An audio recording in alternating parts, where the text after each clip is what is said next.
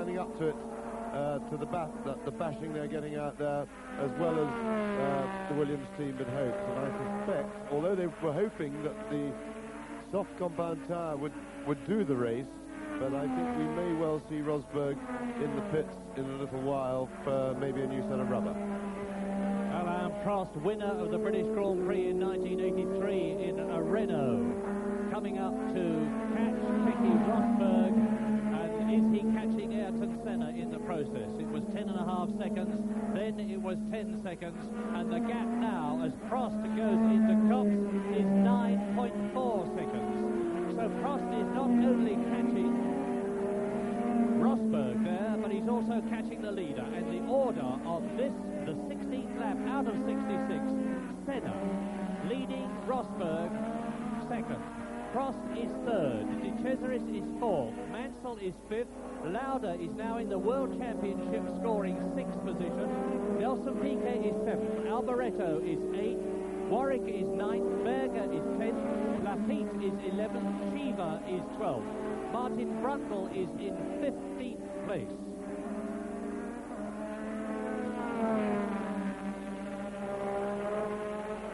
And it's not going to be very long now before there is a new second place man. Watch car number 2, the red and white McLaren of Prost. Well, the interesting thing is going to be, well, Prost having a look down the inside, and he's made it. I was going to say that we might be having a repeat of the French Grand Prix when the prodigious straight line speed of the Williams Honda made it terribly difficult to pass. But Prost has done it really at the first attempt. He's got inside Rosberg, outbrakes him into the chicane, and progresses on his journey to chase Senna almost unmolested. With now, I would estimate a gap of about 9 seconds, maybe less. But Ayrton Senna is not going to give up lightly. He'll know exactly what the score is. Now here is Alain Prost, replay, taking Keke Rosberg as they come up to the chicane. Rosberg actually appeared to move over and let Prost through. He could have held the line, but he didn't. And I think that Keke Rosberg has decided that he's not in the fastest car on the course, and he's going to soldier on and not try and block Alain Prost. They were both complimenting each other on their driving manners in that marvellous last lap of the French Grand Prix, when Keke Rosberg went storming through and took second place from Rosberg on the last lap. Rosberg could have blocked him, I suppose, but he made no effort to, and Rosberg went up to him afterwards and thanked him. And here is the race leader, Ayrton Senna.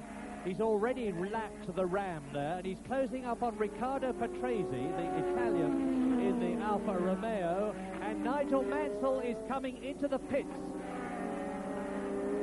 Now, it'll be interesting to see what they do with Mansell, because, as I said, the Williams team gambled on the soft tyres, and I think there's a good chance that he's going to change his tyres and maybe go on to the intermediate compound instead of the very soft. Here's Mansell coming down to his pit.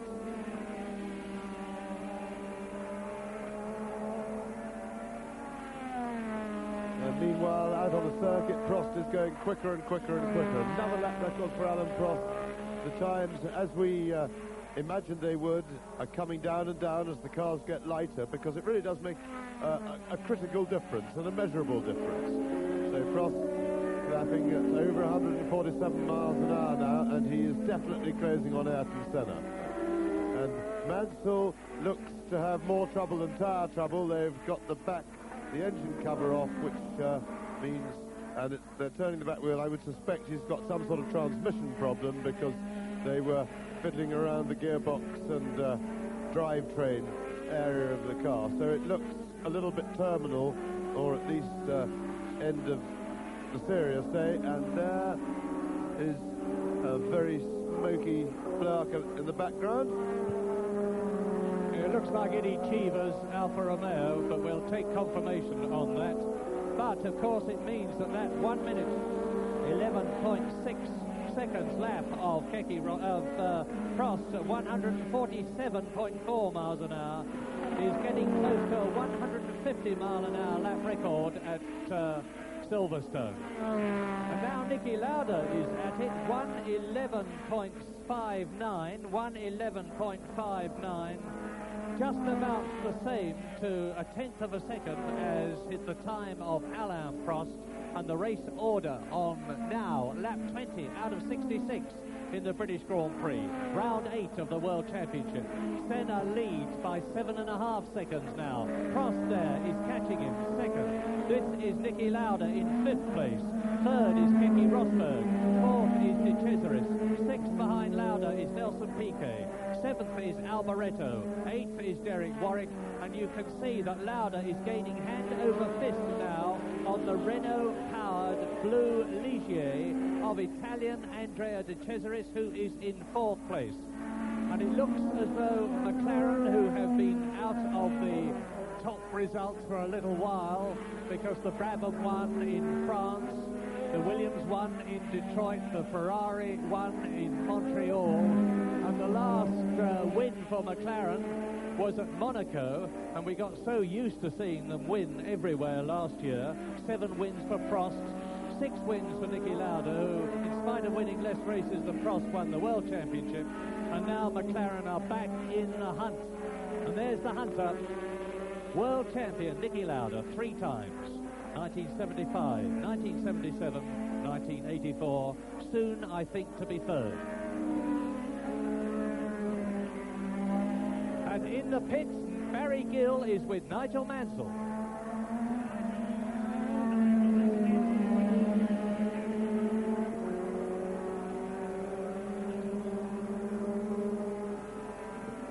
Well, he may be in the pits, but we can't raise them, and Prost there is now getting closer and closer with Keke Rosberg still going in 3rd position. Now, there's Lauda. Lauda catching Andrea De Cesaris in 4th position.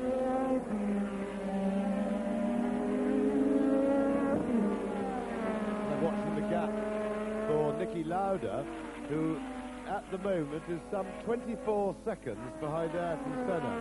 And I think the important thing is going to be Lauda's gap to the leader, because he and teammate Alain Prost are clearly the 2 quickest cars on the circuit at the moment.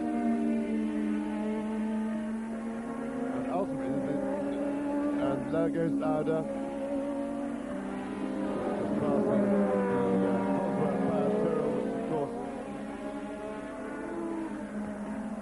passing going into Kopp's corner. Rosberg is in trouble. I think Rosberg has blown up. There was a telltale puff of smoke from Keke Rosberg's Williams.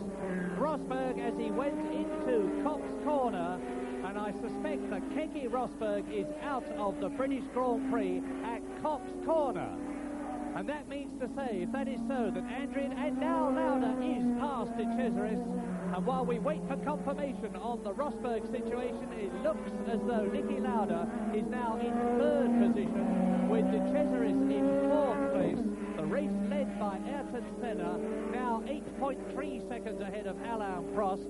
So Senna has got the message, and Prost is not at the present moment closing up on Ayrton Senna, the race leader. But the drama now is that both Williams are definitely out of the British Grand Prix. Keke Rosberg, the first man to do a lap of a Grand Prix circuit at over 160 miles an hour, has blown either the engine or the turbo of the Williams Honda, and is now sadly on his way back to the pits to report to Frank Williams, while the rest on lap 23 go on their way. And now we can have Barry Gill talking to Nigel Mansell. Nigel, it doesn't seem to be a very good day for the Cannon Williams team. First of all, what happened to you? Well, basically, I had a big vibration on the back of the car, and then going down the straight when Nicky was catching me, the revs jumped up on the clock, and basically the clutch was slipping very badly. Vibration got worse, and if you don't stop, you'll just blow the back end of the car apart. So I ended up in the bin. Very unlucky, Nigel, after all the efforts you made to be in this race.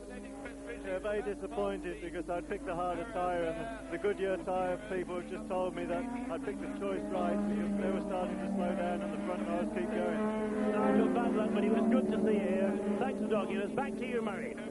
Well, as you see Ayrton Senna there going round Cox, Alain Prost is within 4.5 seconds of him.